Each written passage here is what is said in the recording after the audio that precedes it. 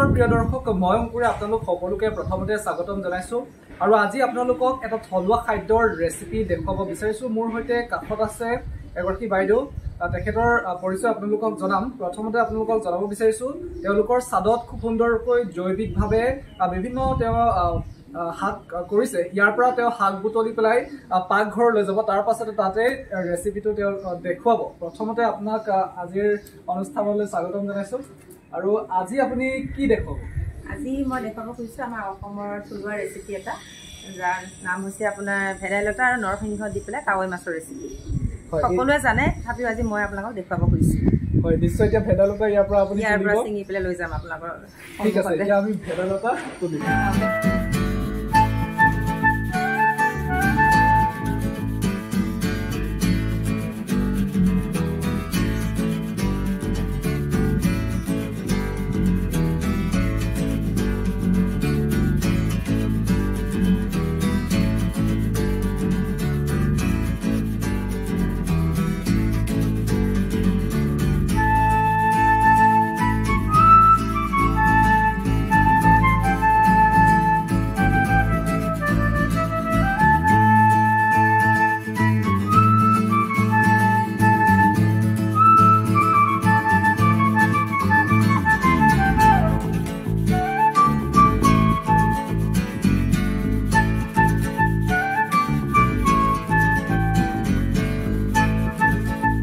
এয়া চাব পাৰে আপোনালোকে, আমাৰ চাদৰ ওপৰৰ পৰা মই অলপমান ভেদাইলতাৰ পাত বুটলিলোঁ আৰু অলপমান নৰসিংহৰ কোমল কোমল আগ।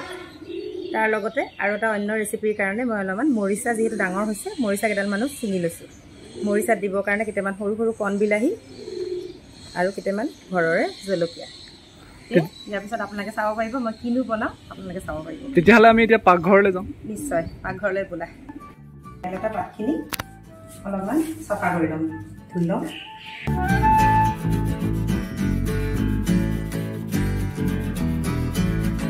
এতিয়া নৰসিংহৰ ভেদাইলতা পাতখিনিৰ লগত মই অলপমান নহৰু, আদা, জালুক, শুকান জলকীয়া, এনেকৈ চবখিনি মছলা অলপমান মিক্স কৰি পেলাই মই মিক্সিত পিচি লওঁ। পিচি ল'লোঁ। ইয়াত আদা, নহৰু, পিঁয়াজ, জালুক, জলকীয়া আৰু আমাৰ ভেদাইলতা আৰু নৰসিংহ সকলোখিনি পিছাৰ পিছত এইখিনি ৰেডি কৰি ল'লোঁ। ইয়াৰ কাৰণে লগতে মই অলপমান আলু বইল কৰি আগতে ৰাখি দিছিলোঁ, চাব পাৰে আলুখিনি বইল কৰি ৰাখিছোঁ। আৰু কেইটামান কাৱৈ মাছ আগতেই ফ্ৰাই কৰি ৰাখিছোঁ। এতিয়া মই ৰেচিপিটো বনাবলৈ লওঁ।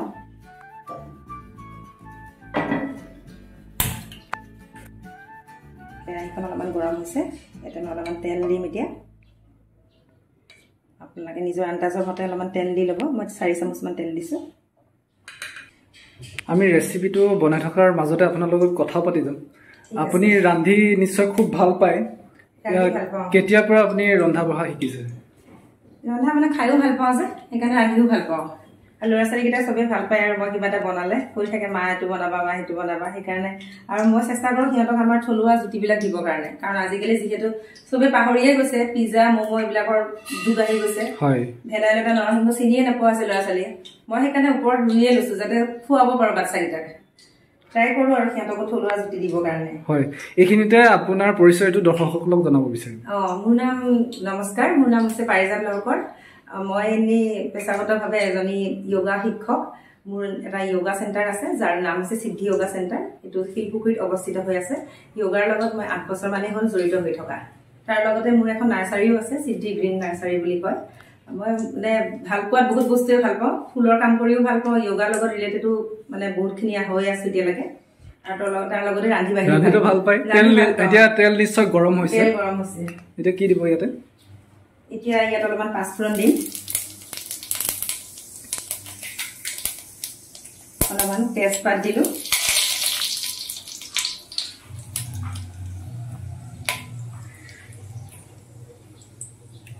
শুকান জলকীয়া আৰু যিখিনি বইল কৰি থোৱা আলু আছিলে সেইখিনি মই এটা অলপ তেলত ফ্ৰাই কৰিম।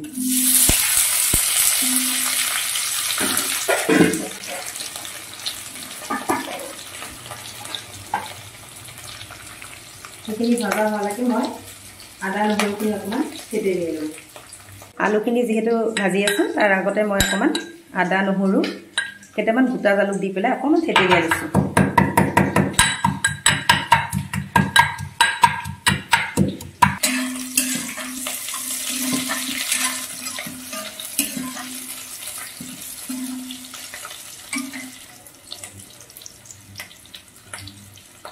আপোনালোকৰ আন্দাজ মতে দিব, আপোনালোকে যোনটো সোৱাদ পচন্দ কৰে সেইমতে দিব নিমখটো।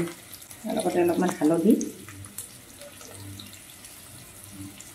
অকণমান জিৰা গুড়ি, অকণমান ৰেড চিলি পাউডাৰ আৰু অলপমান ধনিয়া গুড়ি, গোটেইখিনি মিলাই পেলাই মই অলপমান ফ্ৰাই কৰি ল'ম।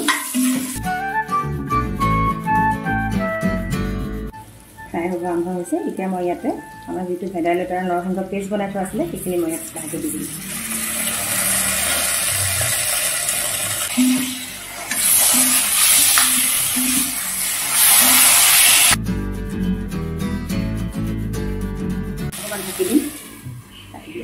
কিমান সময় ৰাখিব এতিয়া ইয়াতে? এইটো মই 5 মিনিটমান ৰাখিম, আকৌ লৰাম। তাৰপিছত মই আদা নহৰুখিনি দিম। অলপমান ভজা এটা হৈছে, এতিয়া আদা নহৰুখিনি ইয়াতে দি দিম। কেঁচা ভাতটো অলপ যাব লাগিব।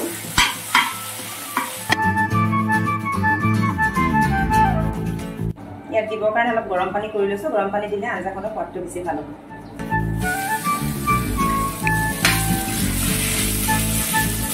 অলপ গৰম পানী ঢালি দিম ইয়াতে।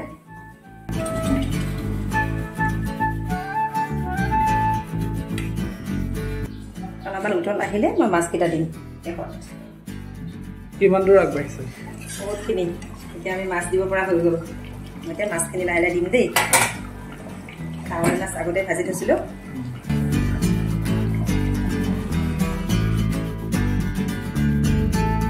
5 মিনিটৰ ভিতৰত ৰেডি হৈ যাব আমাৰ ৰেচিপি।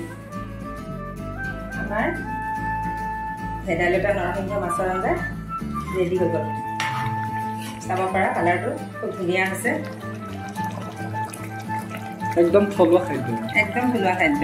এটা মছলাখিনিও আমি চব ঘৰত বনোৱা মছলাই ব্যৱহাৰ কৰিছোঁ। জালুকৰ গুড়িটো মই ঘৰতে জালুক পিচি লৈ বনোৱা, জিৰাখিনিও মই নিজে ঘৰতে বনোৱা। প্ৰায়ভাগেই তাৰমানে মছলা মই ঘৰতে ব্যৱহাৰ কৰা মছলা।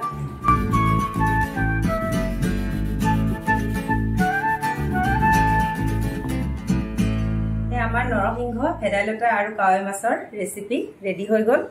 আপোনালোকেও ঘৰত বনাই খাই চাবচোন। যিহেতু আমাৰ এতিয়া বসন্ত কাল চলি আছে, এই বসন্ত কালত আমাৰ নানা ধৰণৰ খৰখজুতি বেমাৰ হয়।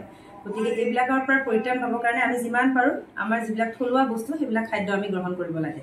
যেনে ধৰক মানিমুনি, ভেদাইলতা, নৰসিংহ এইবিলাকত বহুত ধৰণৰ ঔষধি গুণ থাকে। এই আপোনালোকৰ ট্ৰাই কৰিব বুলি আশা থাকিল। প্ৰিয় দৰ্শক, এয়া আপোনালোকে দেখিলে ভেদাইলতা আৰু নৰসিংহৰ সৈতে কাৱৈ মাছৰ আঞ্জা খুব সুন্দৰকৈ বাইদেউগৰাকীয়ে আজি আপোনালোকক ৰান্ধি দেখুৱালে। ইমানখিনি সময় দিয়াৰ বাবে আপোনাক প্ৰথমতে বহুত বহুত ধন্যবাদ জনাইছো। আৰু বাইদেউগৰাকীয়ে হয়, আৰু যিহেতু কৈছে আপোনালোক সকলোৱে জানেই ভেদাইলতা আৰু নৰসিংহ কিমান স্বাস্থ্যৰ বাবে উপকাৰী, আৰু আপোনালোকেও ট্ৰাই কৰিব পাৰে, এইদৰে ৰান্ধি খাব পাৰে। আৰু পুনৰ পৰা আপোনাক ধন্যবাদ জনাইছো। আৰু এই মুহূৰ্তত আপোনাৰ পৰা মই বিদায় ল'ম। প্ৰিয় দৰ্শক, আপোনালোকৰ মাজৰ পৰা এই মুহূৰ্তত মই বিদায় লৈছো। ধন্যবাদ।